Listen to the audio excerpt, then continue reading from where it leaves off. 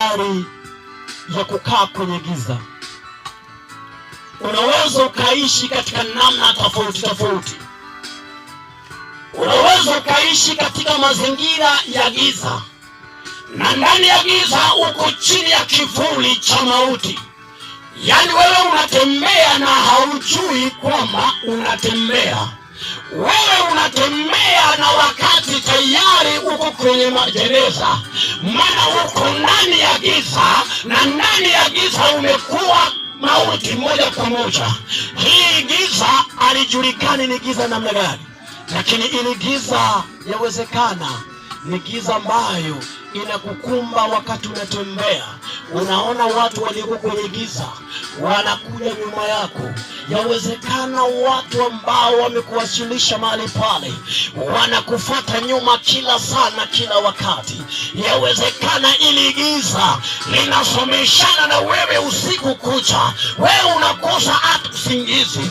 Ikifika ni usiku, ndio muda wako wa kupiga story. Hata una hata watu unaosomeshana nao, lakini unapiga tu story na hao watu, maana tayari uko kwenye giza. Giza linalozungumzia yawezekana tusilielewe, lakini ni giza ambayo iko kwa pombe, giza ambayo iko kwenye usherati, giza ya talaka. Lakini Yesu anasema kwamba walimlilia, maana Yesu hajawahi shindwa. Walipomlilia wakamuondoa kwenye giza. Walipomlilia aliwakaribia, akasema hawa ni mwanangu, siwezi nikawaacha kwenye mateso wanayoteseka nayo. Bwana Yesu asifiwe. Hakuna kitu kibaya ukiwa chini ya giza, unaishi tena chini ya mauti. Maana ukiwa na mauti ndani yako, wewe ndio ukiongea harufu mbaya inatoka ndani yako. Yaani wewe ulishazikwa, unatembea tu, lakini ulishazikwa siku nyingi. Na hii giza nene ndio imefunga hata vijana wetu wengi. Unamwambia nenda kanisani, anakwambia wewe mama nenda. Unamwambia nenda kanisani, baba zamu ni yako, ngoja hata sisi tutese. Amina. Maana yuko kwenye giza na yuko kwenye kivuli cha mauti, na ndani ya kivuli cha mauti hayupo tu bure. Biblia inasema hata wamefungwa mnyororo, mnyororo ambayo mauti imewafunga. Sio ni kitu kingine, ni mauti ndio imewafunga. Kumbe ukiwa unaishi ndani ya giza, lazima ufungwe na nini? Na mnyororo. Maana umefungwa na vitu vya chuma, umefungwa na kitu kisichokuwa na kutu ikakata. Lakini giza linatanda kwako, lakini kila wakati unakusanywa. Lakini kila hatua ukifanya, wanaanza kuhesabu zimebaki siku chache.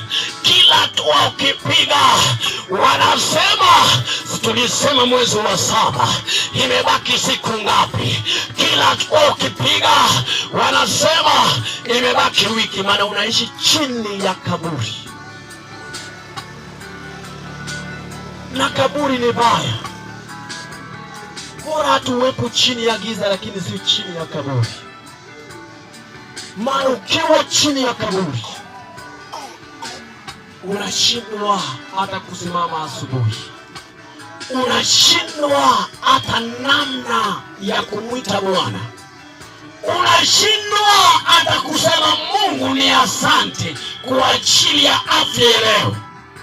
Maana umetekwa kwenye minyororo, umetekwa kwenye minyororo ya vita.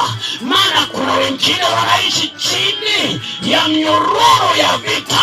Yaani hii tulia na hasira zaidi ya watu wengine. Yeye tu ndiye akiambiwa jambo ameanza kujinyanyua nguvu zake, hadi anatumia silaha zenye ncha kali, maana yuko ndani ya giza, yuko ndani ya vifungo, yuko ndani ya jeneza. Yani huyo mtu alishazikwa siku nyingi. Sasa ukianza kuzungumza, ananyanyua nini? Upanga wala kisu. Katikati yetu tumeona wengi wakiongeleshwa tu kitu kidogo, wameshanyanyua sauti zao.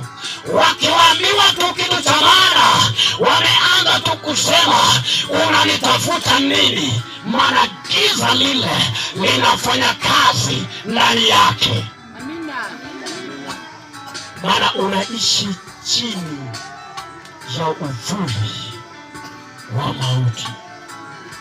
Sasa ukiwa umeshakufa, kila mtu unataka umuue ili muwe naye wapi? Kaburini. Maana kuna atakaye kubali kwenda yeye mwenyewe. Ukiwa chini ya kaburi, umefungwa na magonjwa. Hii magonjwa inaanza kwenye kizazi hadi kwenye kizazi. Yawezekana kwenu mna magonjwa ile inayoitwa sikose. Ilianzia kwa baba, inafuata mama, inafuata mtoto, inafuata mjukuu.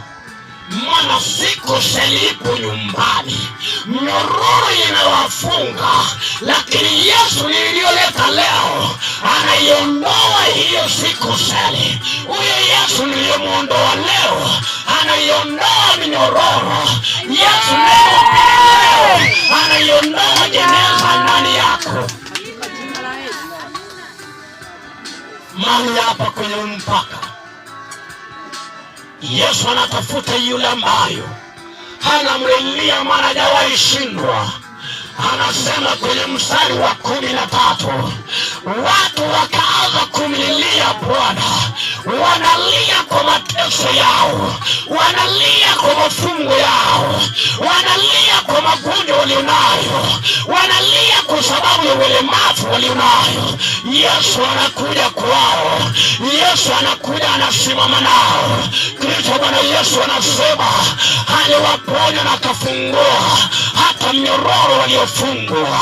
Yesu anakuja anasema amekuja kwa ajili yao, maana wamemlilia. Kumbe wakati mwingine unapolia hatulii kwa furaha. Wakati mwingine tunapolia hatulii kwa huzuni. Wakati mwingine tukiwa kanisani tunalia, tunatoa machozi. Watu wanasema wanapiga yowe kanisani, kuma wajui tunamlilia Bwana akatutoe kwenye malango ambayo tumewekwa. Amen. Hata Sara alilia, aliyokuwa na abudu nao alisema amepagawa na mapepo. Lakini huyu Sara alikuwa analia juu ya ugumba aliyokuwa nao.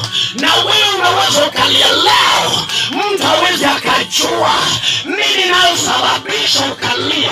Kumbe ni mateso fulani ambayo unayapitia, kumbe ni jeraha fulani ambayo unapitia, ndio inasababisha unatoa machozi. Amina. Bwana Yesu asifiwe.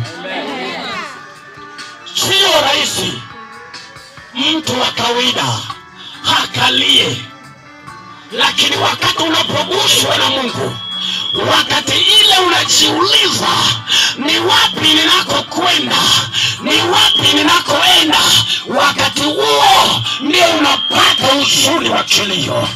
Wakati huo ndio unapata hata machozi ya kulia. Bwana Yesu asifiwe. Ninapozungumzia mauti, ninapozungumzia giza, giza la kwenu linajua ninayemzungumzia. Kivuli ya kwenu inajua nini ninachozungumzia.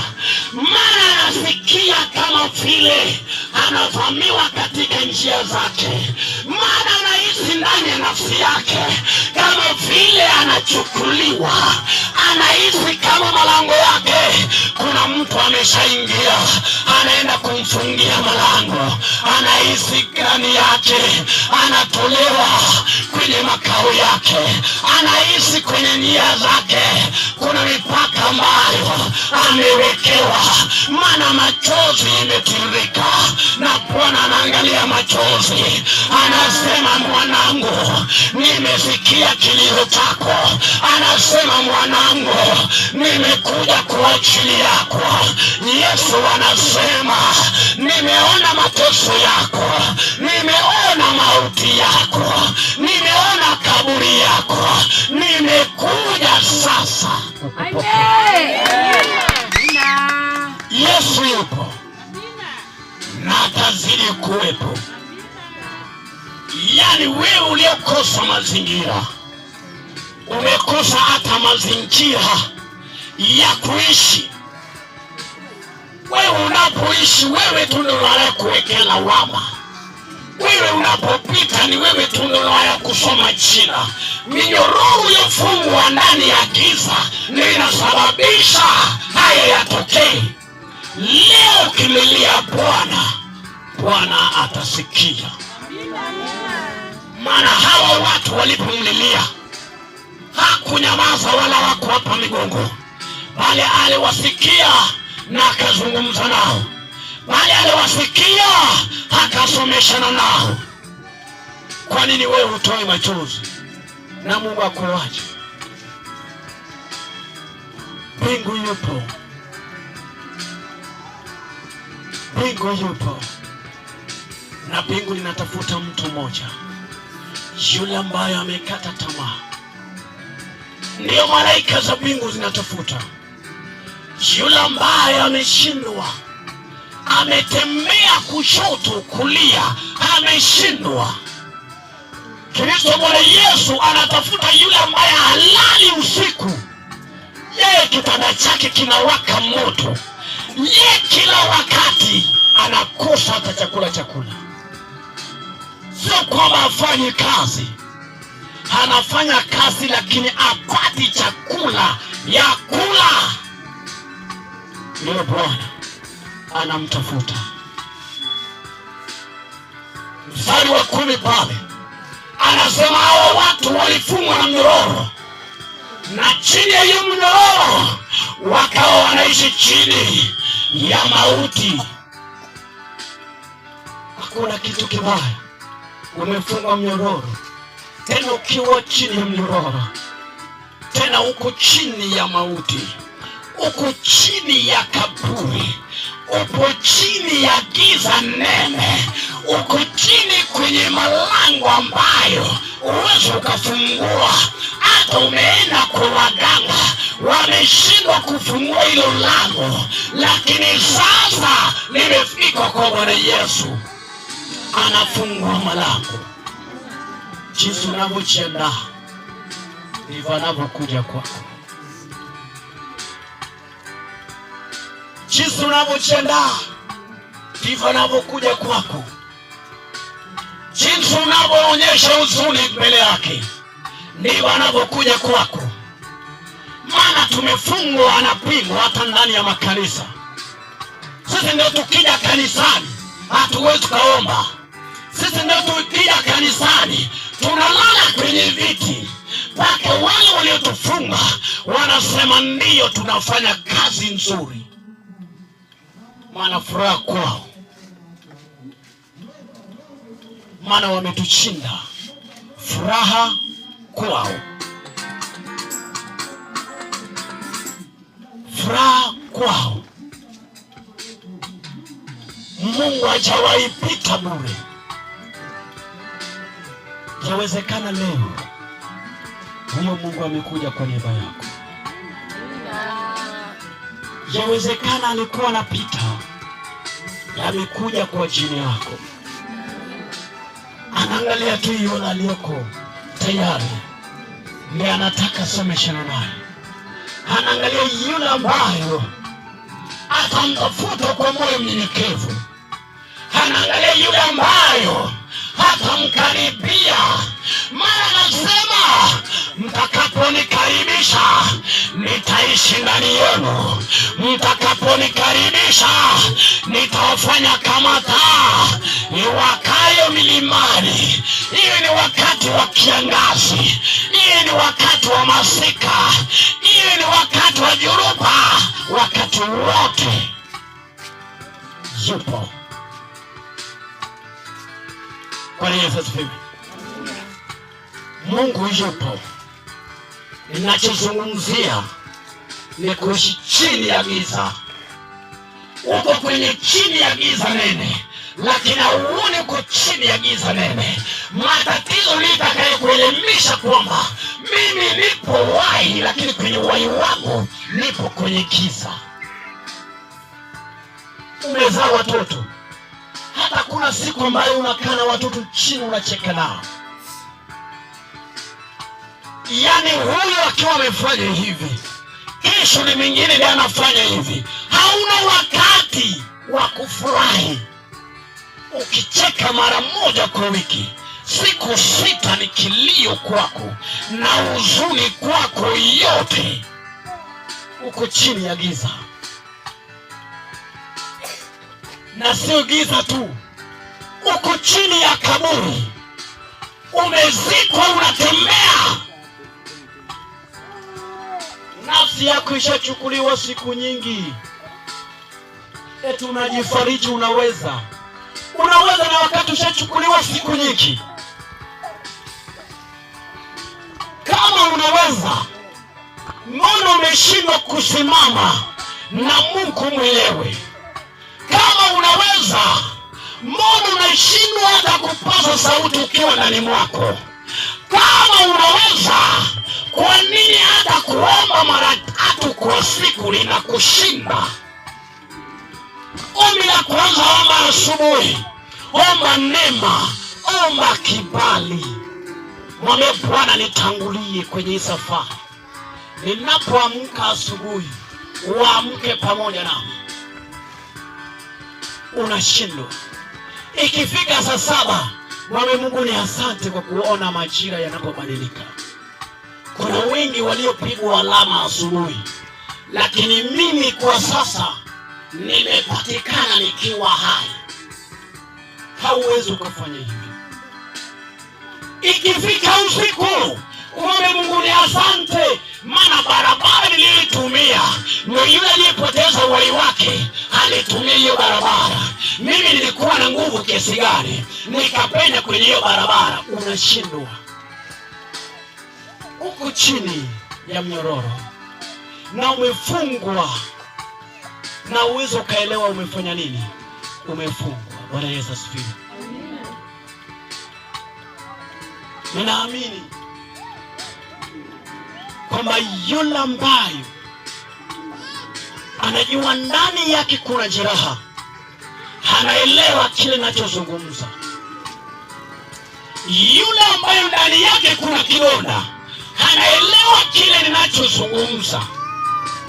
Lakini yule ambaye hana jeraha, yule ambaye hana maombolezo ndani ya maisha yake, hawezi akaelewa nini ninachozungumza. Na inafaa uitoe giza ambayo uko chini yake. Inafaa uondoe mauti ulioko chini yake. Hata kama wengine wanajipiga kifua, wao wana uwezo, lakini wakati kama huu sio wakati wa uwezo wao. Wakati kama huu ni uwezo wa Mwenyezi Mungu. Wakati kama huu ni uwezo wa Mesaya. Wakati kama huu ni wakati wa kuona mapenzi ya Mwenyezi Mungu. Nimeona wataalamu na wasomi wanazungumzia habari ya mvua. Hata wataalamu wengine wanasema wanatutumia mvua ili tusiwepo kwenye ibada. Wao na nimewapa utaalamu. Hiyo ni yao. Na wao wako kwenye utumwa. Wanaanza kubabaisha watu kwamba watatuma mvua na itanyesha.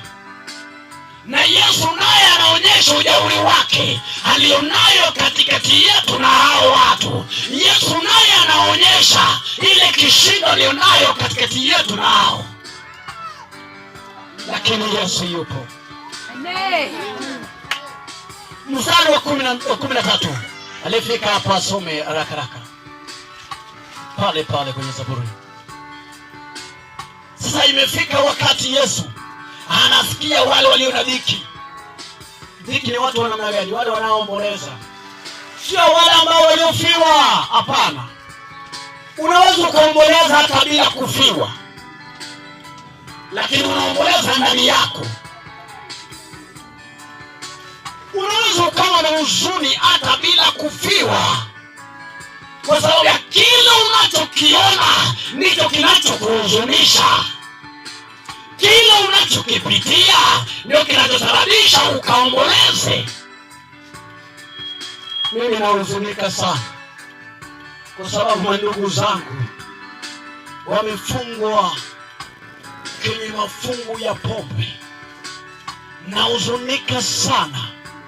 Madada zangu wamefungwa katika mafungo ya ukahaba.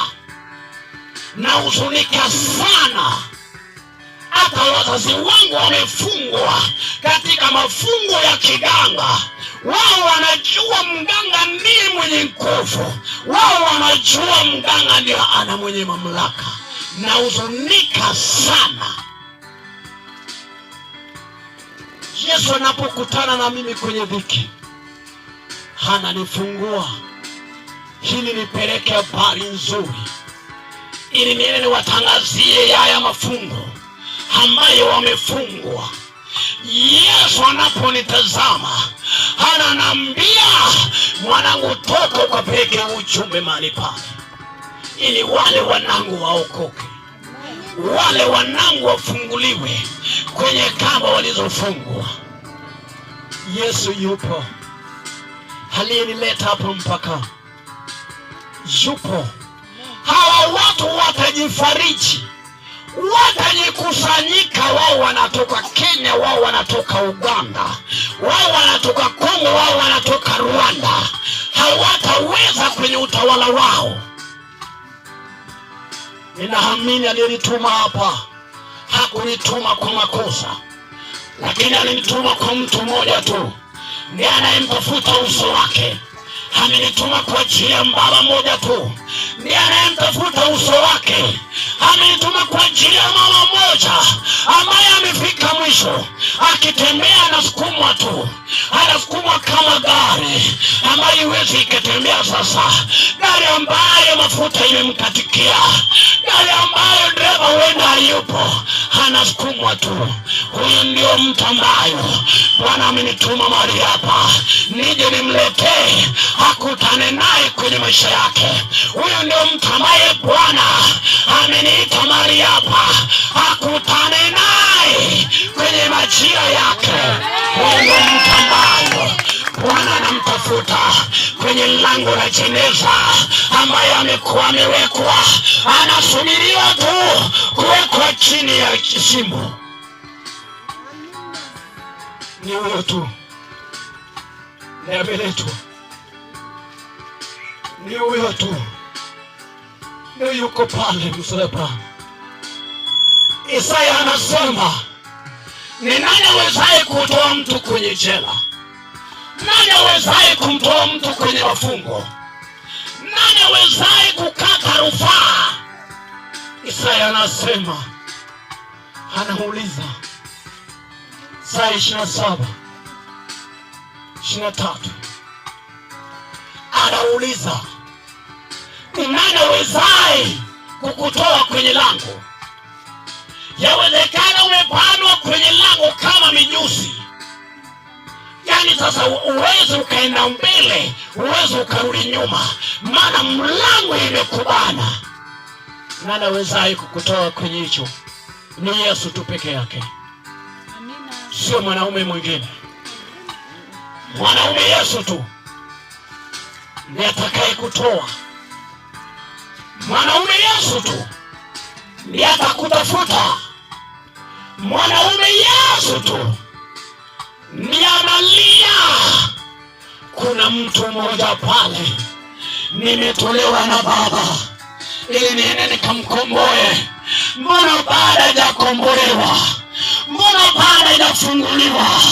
Yesu anarudi, anasema nimerudi kwa mara ya pili, nimerudi kumtafuta yule, nimerudi kumkazagana yule ambaye alisikia habari yangu lakini akakosa kufanya uamuzi. Anarudi kwa mara ya pili.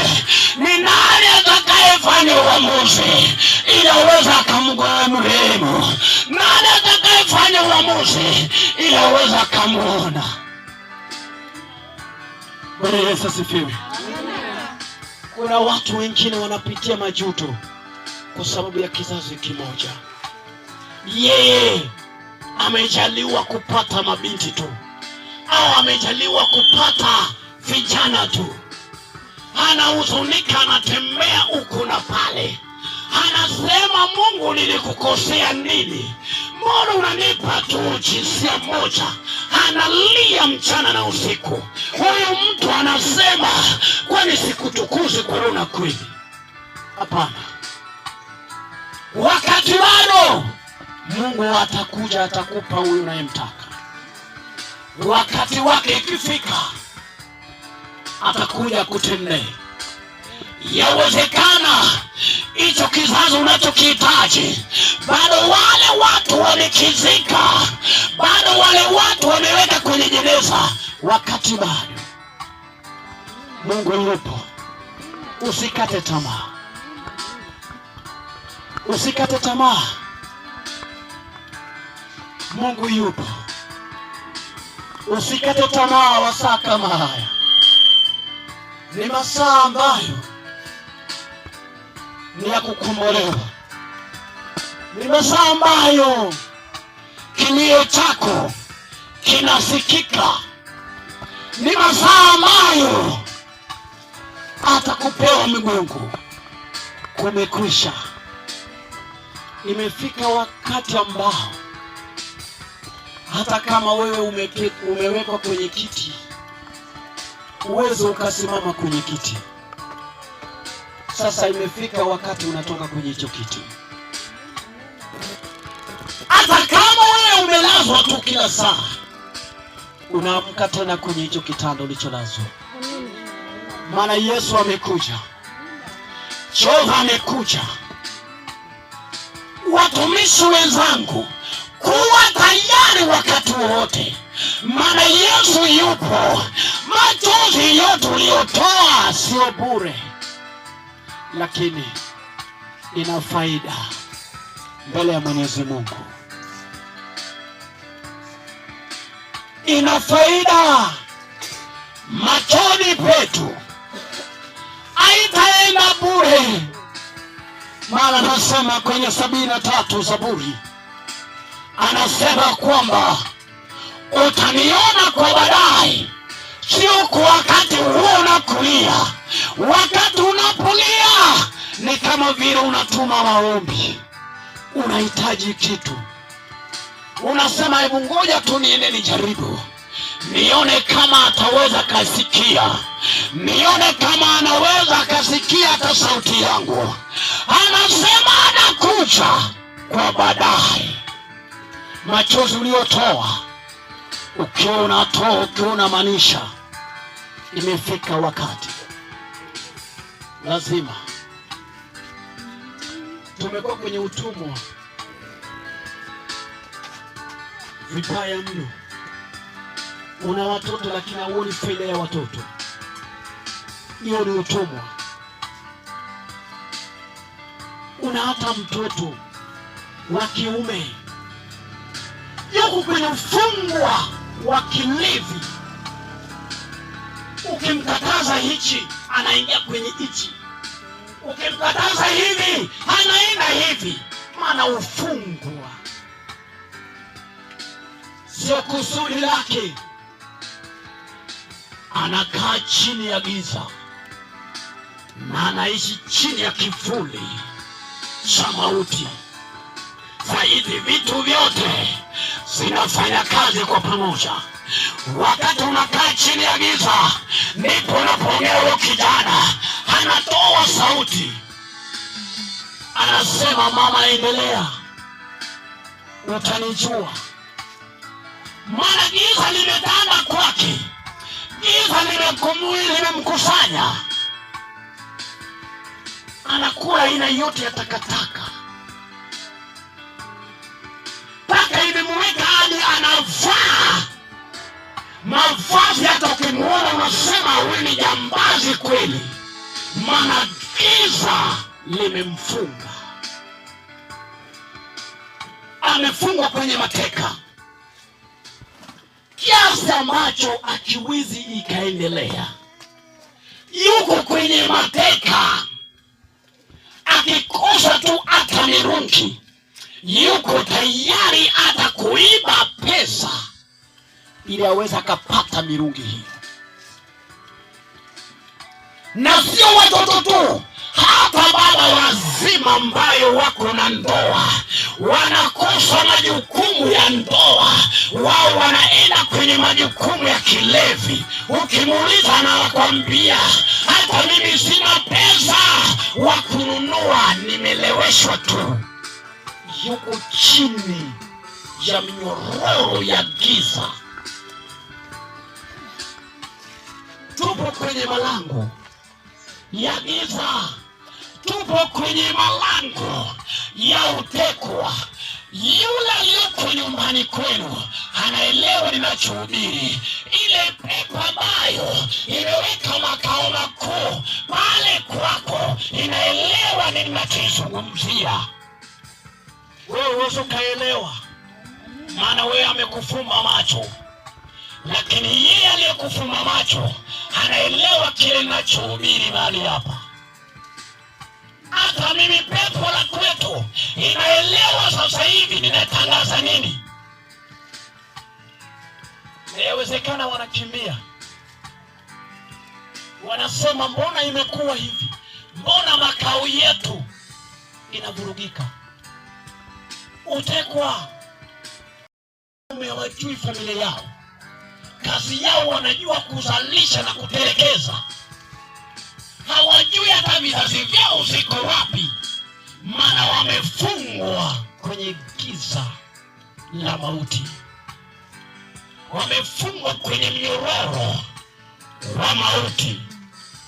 Sasa wanang'ang'ana, wanapeleka tu, lakini wanashindwa kuhimili ndani yao. Nazungumza hata na mama moja ambayo kazi yake ni kutembea, anashindwa hata kutulia mahali pamoja. Yeye kila lango lazima miguu yake ipatikane. Huyo ndio mama anayezungumza naye leo. Yani kipatikana kosa lazima patikane hapo, maana anashindwa kuishi mahali pasahihi. Ye kazi yake ni kutembea kwenye milango za watu. Ye anasambaza giza, anasambaza uteko ya giza aliyonayo ndani yake. Na ukitaka kujua huyo aliyetekwa, kila akipita huyo mwanandoa atakayekuja hapo nyumbani lazima atagombana na mwenzake, maana yule alileta uasi. Na wakati unapofanya uasi wa Mwenyezi Mungu, ndipo haya yote yanafanyika. Wakati unapohasi Roho wa Bwana, ndio haya yote yanafanyika. Sio kwa kupenda kwako, sio kwa kusudi lako, lakini kusudi la mwanadamu. Hicho kivuli ambacho kimekutesa miaka mingi ikuondoke siku leo, na ufahamu ni wapi ambao upo, na ufahamu ni hatua ipi ambayo imekaa nyuma yako. Uvuli wa mauti lazima itutoke. Uvuli kwa mauti lazima ituache. Uvuli wa mauti lazima ikae pembeni kwenye familia yetu. Ninaona bingu limefunguka sasa. Yule ambayo amekata tamaa anarejeshwa kwenye lango lake. Yule ambaye amekata tamaa anarejeshwa kwenye lango lake. Mungu amekuja, anatafuta mtoto mmoja. Mungu amekuja, anatafuta kijana mmoja. Mungu anatafuta hata yule aliyechoka na maisha. Anamtafuta ili akutane naye leo. Mungu anakutafuta we mpendwa. Mungu anakutafuta. Usione umefika mwisho, ndio mwanzo wako. Maana nasema mahali unapozuiliwa, hapo ndipo anapokuja. Mahali unaposhindwa, hapo ndipo anapokuja na anaingia. Mungu yupo. Mungu yupo. Amina. Hakuna mateso juu yetu. Hakuna maradhi juu yetu. Tumeondolewa dhiki. Maana tulipomlilia alisikia sauti zetu. Hata kama nafsi zetu zilichukiwa, lakini wakati tulipolia waliacha nafsi zetu walizozichukia. Waliacha mateso yetu tuliyochukiwa. Maana tupo huru sasa. Tupo huru kwa viwango sio kuwa za kawaida. Tupo huru kwa neema ya Yesu. Tupo huru. Tupo huru. Natamani kuomba na wewe. Maana Mungu ameshakufikia. Natamani kuomba na wewe uliyekata tamaa, ili uone Mungu akiwa anatenda ndani yako. Natamani niombe na wewe. Hata wewe uliowekewa mpaka uweze ukakaa sehemu, kazi yako ni kutembea tu. Na hii inatokea kwa wapangaji. Anapanga hapa, hajajijua nini kilichomleta mahali hapo. Ameshahama, anaenda tena kwingine. Kazi yako ni kutembea lango hadi lango. Utakosa kusudi la Mungu. Osana jemedari, simba la kabila la Yuda limekuja. Kila hatua utakayepiga hatapiga na wewe.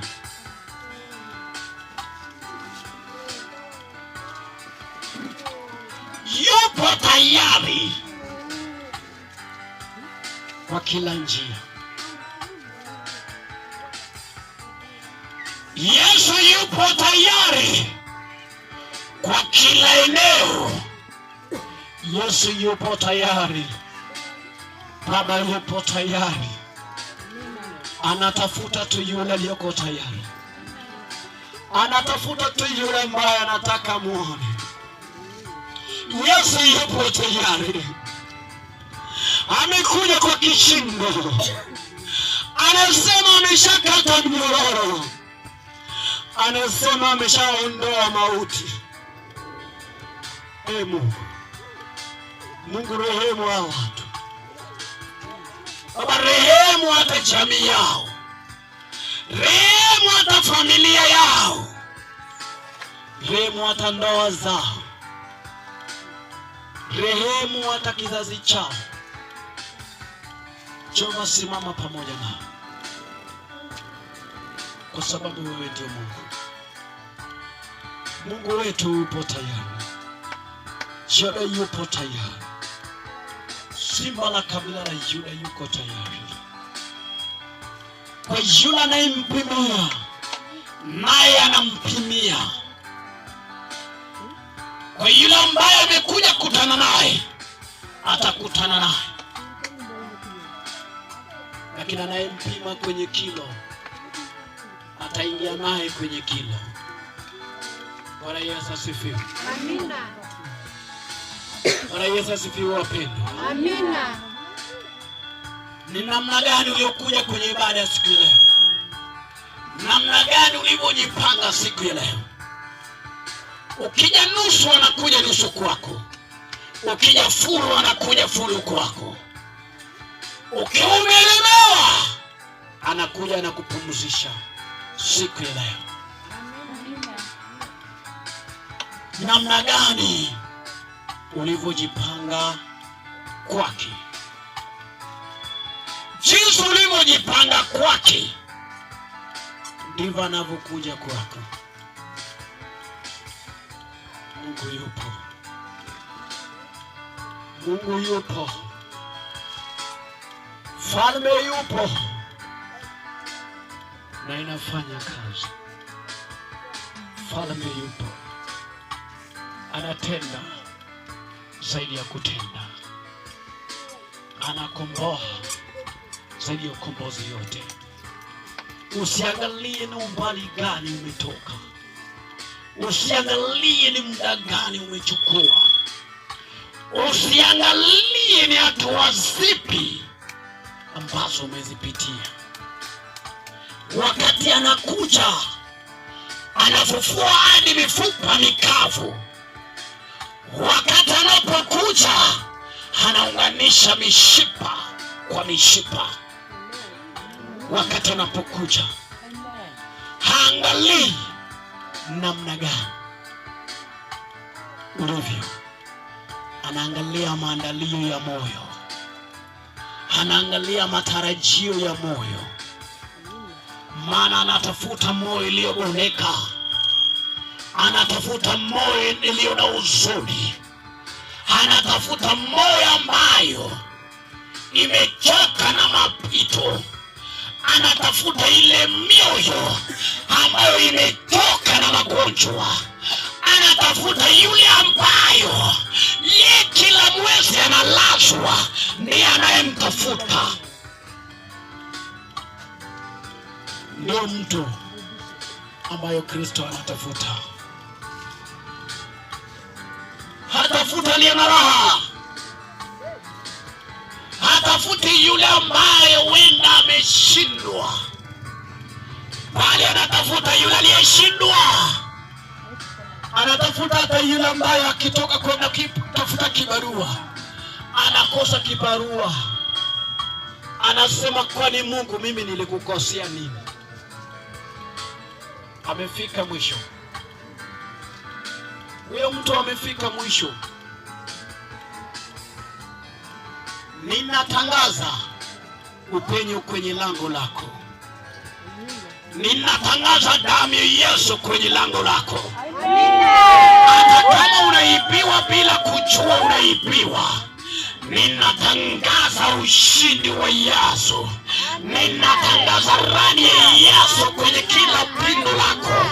Hawatakuja kwa namna yoyote ile. Hawatakuja kwa nguvu walizonazo. Hata walichochukua sasa inabadilika, linakuwa moto kwao. Hata kama walikufanyia ibada, leo sasa ibada zao haiwi kitu cha maana kwao. Amina. Hata kama wanakuita na jina, jina yako ninaifuta kwenye makao yao. Amina. Jina yao ninaifuta hata katika ulimwengu wa roho. Amina. Haiwezekani wewe ndio unaitwa jina, wakati unapotaka kutoa sadaka wanaanzia jina yako. Sio wakati wa kuteseka, ni wakati wa kufurahia Bwana. Amina. Ni wakati wa kufurahia wokovu ulionao. Ni wakati wa kuona utukufu wa Bwana.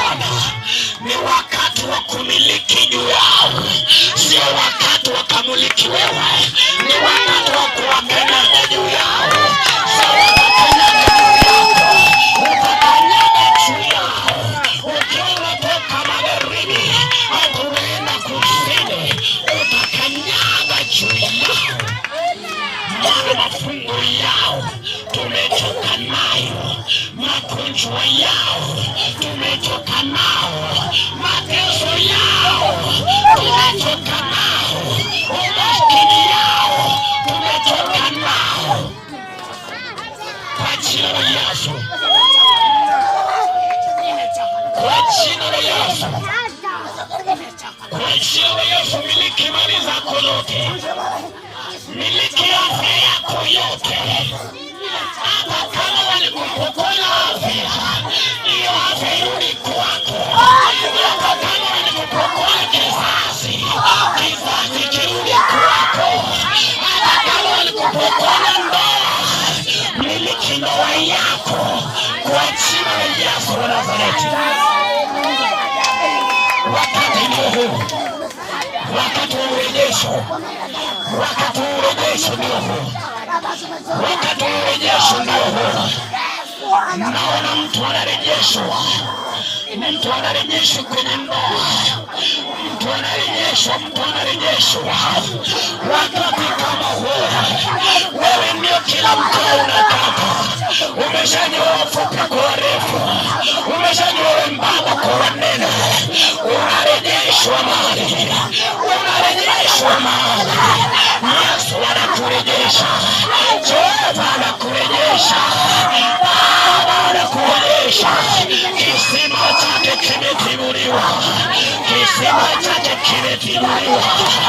Anakurejesha, anakurejesha, anakurejesha na vitu vyako vyote, mali zako zote anakurejesha nayo. Kwa jina la Yesu, kwa damu ya Yesu. Mungu mwenye uweza, Mungu mwenye mamlaka, Mungu mwenye uweza na mamlaka.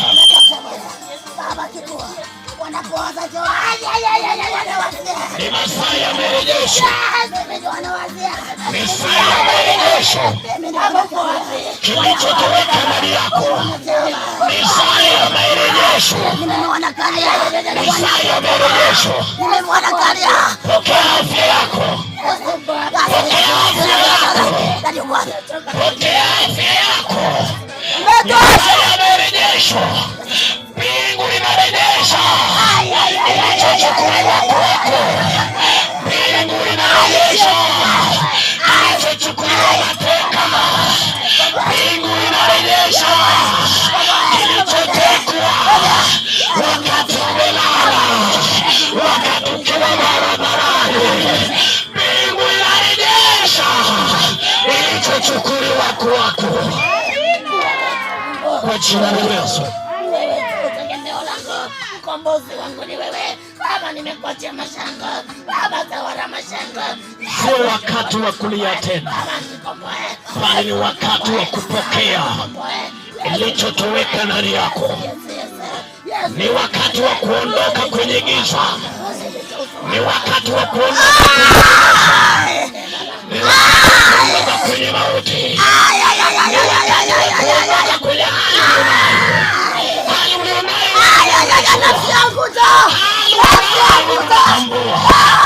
ni wakati wa kuondoka kwenye hali, ni wakati wa kuondoka kwenye hali ya kushindwa, ni wakati wa kuondoka.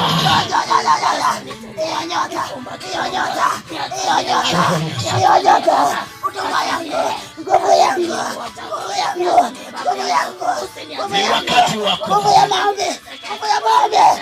ni wakati wako, ni wakati wako Jehova juu, ni wakati wako Mungu wetu.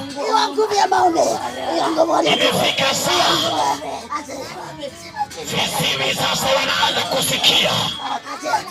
Imefika saa hawa wasioweza kusikia, masikio yao sasa yanasikia. Imefika saa wanapawa macho yao sasa inaona, macho yao sasa inaona. Imefika saa ambayo uponyaji ya macho yao inapatikana. Macho yao yotekwa inakuwa uhuru sasa, inaanza kuona. Imefika saa hata walemavu wanaamka kwenye viti vyao, hata waliowekewa miguu wanaacha miguu waliopachikwa, wanatembea kwao. Ni wakati sasa ambao wanatoka kwenye hizo wheelchair, wanatembea kwa miguu yao. Ni wakati ambao wanakataa mikongo yao, wanatembea kwa mili yao. Ni wakati ambao Yesu anawatembelea. Ni wakati ambao hawatashindwa kamwe. Ni wakati ambao wanakutana mifupa mikavu inairejeshwa tena kwa mara nyingine. Hiyo mifupa mikavu haitaenda bure kwa damu ya Yesu. Mifupa mikavu ni saa ya ukombozi, ni saa ya ukombozi, ni saa ya ukombozi.